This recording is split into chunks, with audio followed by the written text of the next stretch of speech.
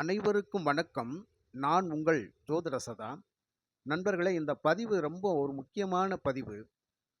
அதாவது பணத்தை ஈர்க்கக்கூடிய சக்தியை பற்றி தான் இந்த பதிவுல நம்ம பார்க்க போறோம். குடும்பத்துல ரொம்ப பண கஷ்டமா இருக்குது. காசு பணம் கையில தங்க மாட்டேங்குது. குடும்பத்துல சந்தோஷம், மகிழ்ச்சி குறைபாடாவே இருக்குது. ஏதோ ஒரு எதிர்மறை சக்தி நம்ம மனச ரொம்ப விரக்தி அடைய வைக்குது. குடும்பத்துல எப்ப பார்த்தாலுமே ஒருத்தருக்கு ஒருத்தர் வாக்குவாதங்கள் ஆகிட்டே இருக்குது.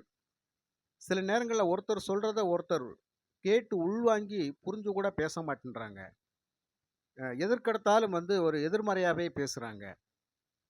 அப்போ இந்த மாரிலாம் இருக்கிறபோது, வர்ற வருமானம் அப்படிங்கிறது குடும்பத்தில நிச்சயமா தங்கவே மாட்டேங்குது. எப்பவுமே ஒரு பற்றாக்குறையான ஒரு சூழ்நிலையிலாவே போயிட்டு இருக்குது. அப்படிங்கிற நெறைய விஷயங்கள் அப்படிங்கிறது பல பேருடைய குடும்பத்தில இருக்கும். பல பேரோட குடும்பத்தில இந்த மாரியான பிரச்சனைகள் நெறையவே போயிட்டு இருக்கும். நெறைய கோயில்களுக்கு போவோம், வேண்டுவோம், என்னென்னமோ பண்ணி பார்ப்போம். ஆனா, அது ஒரு தீராத அமைப்பில இருக்கும். பொதுவாவே பக்தி மார்க்கத்தின் வழியாக போய் ஒரு தீராத பிரச்சனைகள் அப்படிங்கிறது, சில நேரங்கள்ல சில ஒரு சின்ன சின்ன விஷயங்களால தீர்ந்துரும். அப்படி ஒரு சின்ன சின்ன விஷயம் அப்படிங்கிறது நம்ம வாழ்க்கையில இருக்கும். அதை எடுத்து வச்சு கரெக்ட்டா பயணிக்கக்கூடிய அமைப்புல நமக்கு உதவிகரமாக ஒரு கைடு அப்படிங்கிறது நிச்சயமா இருக்காது அப்படிங்கிற விஷயம் தான். அந்த கைடு உங்களுக்கு கிடைச்சிருச்சு அப்படின்னு வச்சுக்கங்களேன், கரெக்ட்டா நம்ம அந்த வழியில நம்ம பயணிக்க ஆரம்பிச்சுருவோம். இல்லையா? அப்போ நம்ம நெறைய பிரச்சனைகள்லருந்து நம்ம விடுபட்டுருவோம். இதுதான் உண்மை. அப்படி ஒண்ணும் ஒரு மிகப்பெரிய விஷயம் அப்படிங்கிறதெல்லாம் ஒண்ணும் கிடையாதுங்க. சாதாரணமா மனிதனுடைய வாழ்க்கைக்கு சில தாவரங்கள் அப்படிங்கிறது ஒரு அதிபயங்கரமான சக்தியை கொடுக்கக்கூடியதாக இருக்கும். சில தாவரங்கள் அப்படிங்கிறது மனிதனுக்கு தேவையில்லாத எதிர்மறை ஆற்றல்களை விலக்கி, அவங்களுக்கு தேவைப்படுகின்ற சக்தியை கொடுத்து, அவர்களை வழிநடத்தி செல்லக்கூடிய அமைப்பில இருக்கும். அந்த ஆற்றல் அப்படிங்கிறது அவங்களுக்கு கிடைச்சிருச்சு அப்படின்னு சொன்னா, அதன் மூலமாக அவங்களுக்கு நெறைய ஒரு முன்னேற்றமான பாதைகள் எல்லாம் அவங்க போயிட்டு இருப்பாங்க. எப்பவுமே தாவரங்களுக்கு அதிகமான ஒரு சக்தி இருக்கு. அப்படி ஒரு முக்கியமான தாவரத்த பத்தி தான் இந்த பதிவுல நம்ம பார்க்க போறோம். இது ஒண்ணும் யாருமே பார்க்காத தாவரமெல்லாம் ஒண்ணும் கிடையாது. சோற்றுக் கற்றாழை. இந்த சோற்றுக் கற்றாழை அப்படிங்கிறது எல்லா பேத்துக்குமே ஒரு சோற்றுக் கற்றாழை. இத இந்த சோற எடுத்து தேய்ச்சு குளிச்சா நல்லதுன்னு சொல்லுவாங்க. இத வீட்ல வச்சா நல்லதுன்னு சொல்லுவாங்க. இது தலைக்கு தேய்ச்சு குளிக்கிறப்ப முடி நல்லா வளரும் அப்படின்னெல்லாம் சொல்லுவாங்க. இதுதான் நமக்கு நெறைய பேருக்கு தெரிஞ்ச விஷயமா இருக்கும். ஆனால் உண்மையாகவே இதுக்கு ஒரு அதிபயங்கரமான சக்தி இருக்குது அப்படிங்கிறது யாருக்குமே தெரியாது. உண்மையாகவே இதுக்கு ஒரு அதிபயங்கரமான ஒரு சக்தி இருக்கு அப்படிங்கிறத யாருக்குமே தெரிஞ்சிருக்க வாய்ப்பு இல்லை. ஆனா சிலருக்கு தெரிஞ்சிருக்கும். கண்டிப்பாக சிலருக்கு தெரிஞ்சிருக்கும். இந்த சோற்று கற்றாழைக்குத்தான் பணத்தை ஈர்க்கக்கூடிய சக்தி ரொம்ப ரொம்ப அதிகமா இருக்குதுங்க. இந்த சோற்று கற்றாழைய பத்தி தான் இந்த பதிவுல நம்ம பார்க்க போறோம். இந்த சோற்று கற்றாழையை வீட்ல எந்த திசையில வைக்கணும், அதை எப்படி பராமரிக்கணும் அப்படிங்கிற மாரியான விஷயங்கள் இதுல நம்ம சொல்லப் போறோம். அந்த சோற்று கற்றாழை தாவரத்தை எந்த நாள்ல நம்ம வீட்ல நடணும், எந்த கிரக ஓரையில நடணும் அப்படிங்கிற விஷயத்தை எல்லாம் இந்த பதிவுல நான் சொல்லப் போறேன். நண்பர்களே, பதிவ தெளிவா கேளுங்க. அப்படி கேட்டுக்கிட்டீங்க அப்படின்னு சொன்னா, நீங்களும் பயன்பெறலாம் அப்படிங்கிறது தான். இந்த சோற்று கற்றாழைய அந்த காலத்துல பார்த்தீங்க அப்படின்னு சொன்னா, வீட்ல இந்த மாட்டு கொட்டில்கள் எல்லாம் நெறைய கட்டி தொங்க விட்டுருப்பாங்க. இந்த காலத்துல நெறைய இந்த தாவரத்த வீட்டுக்கு வச்சிருப்பாங்க. ஏன்னா, இதற்கு எதிர்மறையான ஆற்றலை விலக்கக்கூடிய சக்தி இருக்குது அப்படிங்கிறது நம்மளுடைய முன்னோர்கள் தெரிஞ்சு வச்சிருக்காங்க. தவச தானியங்கள் எல்லாம் வீட்ல எப்பவுமே குறையாம இருக்கும். நவதானியங்கள் அப்படிங்கிறது எப்பவுமே குறையாம இருக்கும். ஆடு, மாடு செல்வங்கள் அப்படிங்கிறது குறையாம இருக்கும். இப்படியெல்லாம் அவங்க வாழ்ந்திருப்பாங்க. அந்த இடத்துல பார்த்தீங்கன்னு சொன்னா, கண்டிப்பா இந்த சோற்று கற்றாழை அப்படிங்கிறது அவங்க நட்டு வச்சிருப்பாங்க. வீட்ல வச்சிருப்பாங்க. வாசல்ல வச்சிருப்பாங்க. கொட்டில்கள்ல வச்சிருப்பாங்க. இது பார்த்தவங்களுக்கு நெறைய ஞாபகம் இருக்கும். ஆமா, நான் பார்த்துருக்கிறேன். எங்க தாத்தா வீட்ல இருந்துச்சு, அப்படி எங்க மாமா வீட்ல இருந்துச்சு அப்படின்னு சொல்லி நெறைய பேருக்கு எங்க வீட்லயே வச்சிருந்தோம்னு கூட சொல்லுவாங்க. ஆனா, இந்த சோற்று கற்றாழைக்கு அதிபயங்கரமான ஒரு சக்தி அப்படிங்கிறது வந்து இந்த அ தன செல்வங்களை ஈர்க்கக்கூடிய சக்தி அப்படிங்கிறது தான் நிச்சயமாக இருக்குது. அந்த தன செல்வங்களை ஈர்க்கக்கூடிய சக்தி தான் இந்த சோற்று கற்றாழைக்கு இருக்குது. இந்த சோற்று கற்றாழையினுடைய சோற்றை எடுத்து காலையில வெறும் வயித்துல நல்லா கழுவிட்டு, கொஞ்சம் மல்லி தழையெல்லாம் சேர்த்து, கொஞ்சம் 2 கல் உப்பு வச்சு மிக்ஸியில அடிச்சு ஒரு ஜூஸ் மாரி வெறும் வயித்துல குடிச்சிட்டோம் அப்படின்னு சொன்னா, அந்த உடம்பு வந்து ரொம்ப குதூகூலமா புத்துணர்ச்சியா இருக்கும். அதாவது உள்ள வந்து வயிற்றில இருக்கிற கிருமிகள் சாகும். வயிற்ற வந்து குளிர்ச்சியா வச்சுக்கிறோம். ஜீரண சக்திய வந்து அதிகமா உண்டு பண்ணும். நல்லா பசிக்கும். இந்த மாதிரியான சக்தியெல்லாம் இந்த சோற்று கற்றாழையுடைய சோறு கண்டிப்பாக குடுக்கும். இது செழிச்சு வளரக்கூடிய தாவரம். கொழு கொழுன்னு வளரக்கூடிய தாவரம். இந்த தாவரத்த பொதுவாவே வந்து வீட்ல வந்து சில பேரு அந்த வேர்ல கட்டி தலைகீழா தான் தொங்க விட்டுருப்பாங்க. நிச்சயமாக இந்த வேர்ல கட்டி தலைகீழா வந்து தொங்க விடவே கூடாதுங்க. இது வந்து எப்பவுமே நம்ம வீட்டு முன்னாடி மேல் நோக்கி தான் வளரணும். அப்படி மேல் நோக்கி வளர்கின்ற பொழுது, நிறைய நல்ல விஷயங்கள நமக்கு அந்த தாவரம் கொடுக்கும் அப்படிங்கிறது தான். புரியுதுங்களா? அப்போ இப்பேற்பட்ட மருத்துவ குணமெல்லாம் இருக்கிற இந்த தாவரத்திற்கு வந்து குடும்பத்த கஷ்டத்த போக்கக்கூடிய பணவரவை, தன செல்வங்களை ஈர்க்கக்கூடிய சக்தியும் இந்த தாவரத்துக்கு உண்டு.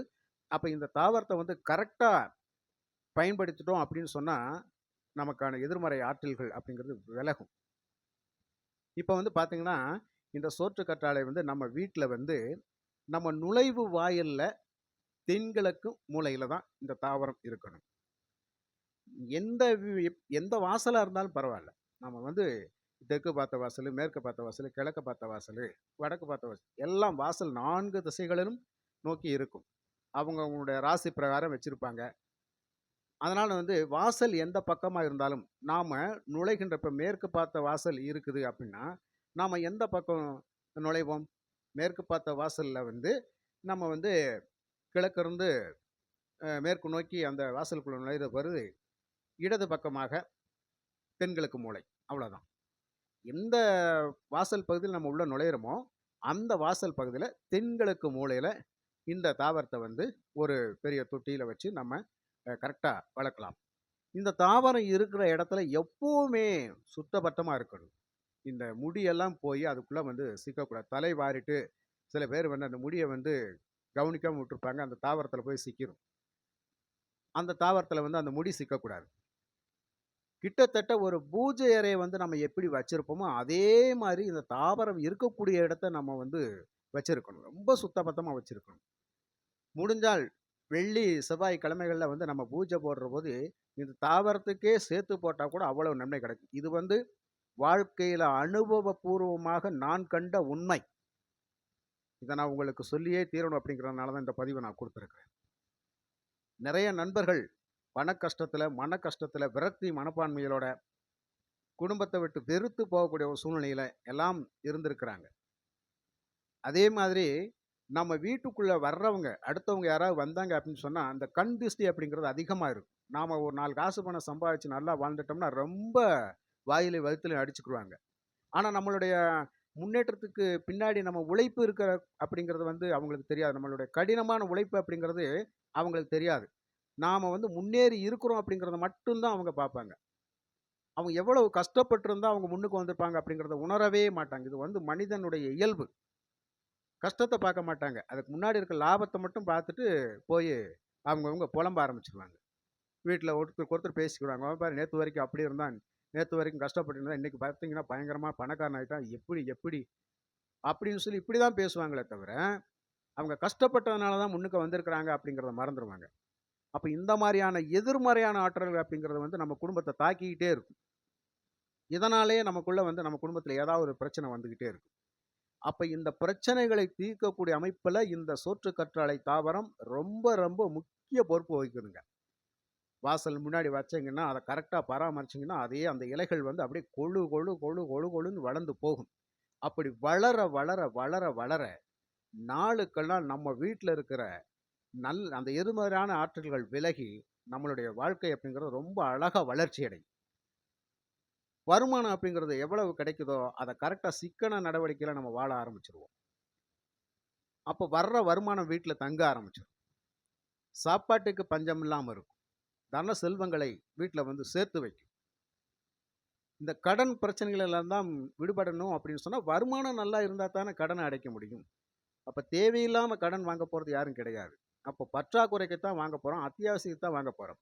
அந்த அத்தியாவசியமா வாங்கக்கூடிய கடன கூட நம்மளால அடைக்க முடியாது. ஆனால், இந்த தாவரத்திற்கு வந்து ஒரு அற்புதமான சக்தி என்ன அப்படின்னு கேட்டால், இந்த மாதிரியான பிரச்சனைகளிலிருந்து கூட அது விடுபட வைக்கும் அப்படிங்கிற ஒரு விஷயமும் இருக்குது.